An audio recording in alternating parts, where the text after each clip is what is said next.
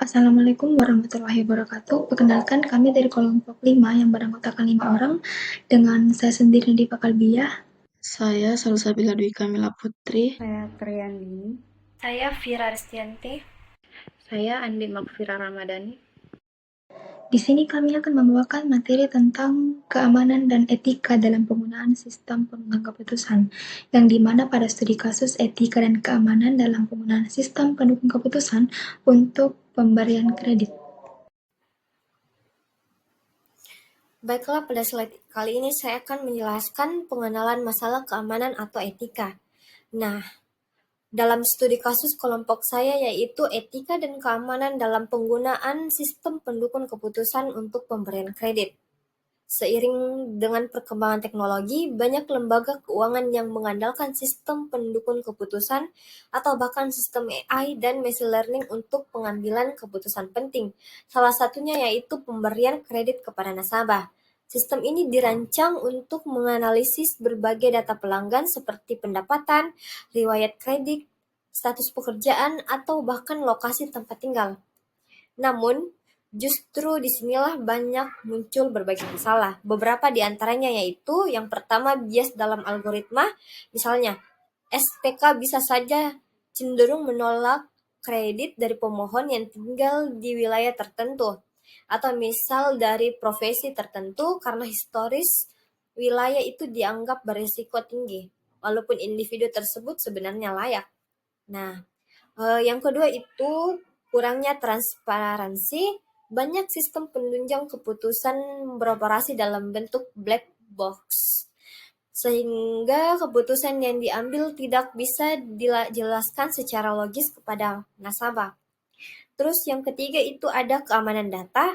Sistem penunjang keputusan bekerja dengan data pribadi dan sensitif. Jika sistem tidak dilindungi dengan baik, bisa saja terjadi kebocoran data pada pelanggan. Terus, dengan kata lain, jika sistem penunjang keputusan tidak dirancang dengan memperhatikan etika dan keamanan, maka keputusan yang dihasilkan bisa saja tidak adil atau bahkan membahayakan pihak yang dilayaninya. Dampak masalah dari keamanan atau etika. Masalah etika dan keamanan pada sistem pendukung keputusan dalam lembaga keuangan yang sangat penting untuk diperhatikan, karena dapat berdampak buruk bagi nasabah dan juga lembaga itu sendiri. Dampak yang pertama ada diskriminasi tersembunyi. Sistem penunjang keputusan yang tidak didesain dengan baik dapat menyebabkan bias dalam pengambilan keputusan. Misalkan berdasarkan gender, ras, atau status sosial, meskipun hal ini tidak terlihat secara langsung, diskriminasi semacam ini bisa merugikan nasabah yang seharusnya memenuhi syarat untuk mendapatkan kredit atau layanan lainnya. Dampak yang kedua ada ketidakjelasan alasan penolakan. Jika keputusan dalam sistem penunjang keputusan tidak transparan, maka nasabah akan ditolak aksesnya, tidak akan memahami alasan penolakan tersebut. Hal ini dapat menyebabkan ketidakadilan dan juga kebingungan, serta mengurangi rasa kepercayaan terhadap lembaga keuangan. Dampak yang ketiga ada resiko penyalahgunaan data pribadi. Sistem penunjang keputusan biasanya memerlukan data pribadi untuk membuat keputusan. Namun jika data ini tidak dilindungi dengan baik, ada risiko kebocoran atau penyalahgunaan data yang dapat merugikan nasabah, seperti pencurian identitas dan juga manipulasi data untuk tujuan yang tidak sah. Bagi organisasi atau lembaga keuangan, yang pertama itu kehilangan kepercayaan publik. Nah, jika banyak orang yang merasa diperlakukan tidak adil, mereka bisa berpindah ke lembaga yang lainnya. Kemudian dampak hukumnya yaitu bisa terkena sanksi atau denda karena melanggar perlindungan data seperti UU PDP di Indonesia.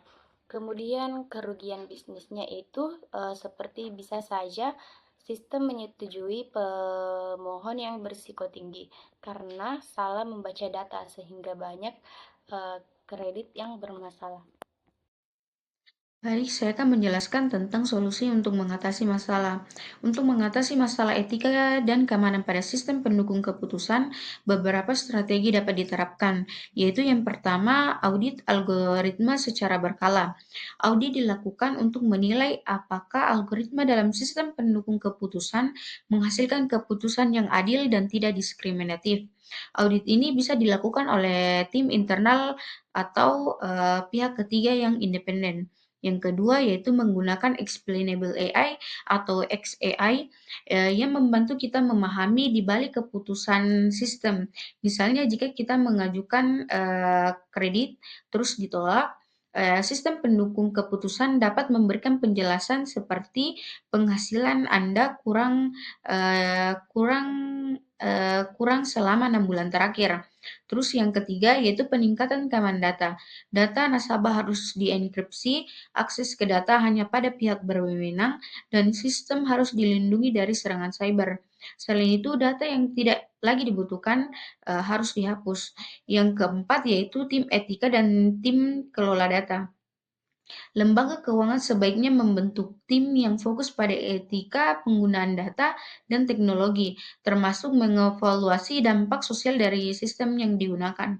Yang keempat yaitu edukasi dan pelatihan internal. Semua staf yang bekerja dengan sistem pendukung keputusan perlu dilatih agar memahami bahwa teknologi yang digunakan bisa berdampak langsung terhadap kehidupan seseorang dan bahwa tanggung jawab etis tetap berada di tangan manusia, bukan mesin.